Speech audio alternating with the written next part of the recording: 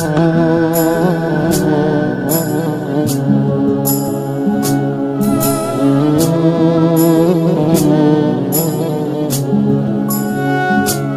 illərim düşüb yadıma.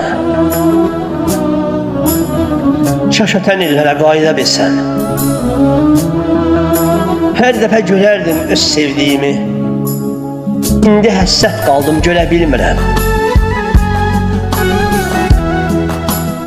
Ayrılıb yolumuz gör neçə ildir. Ayrılıq bizlərə böyük bir dərddir.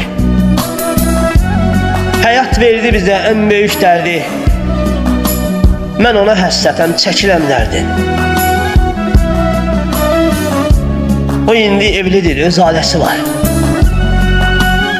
O indi evlidir, öz ailəsi var.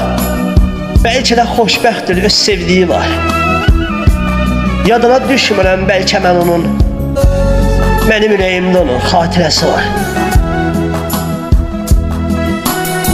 Nə vaxtsa üzə gələrəm ondan. Bəlkə də tanımaz sevdiyim insan. Bir kəlmə deyərəm salam vəfasız.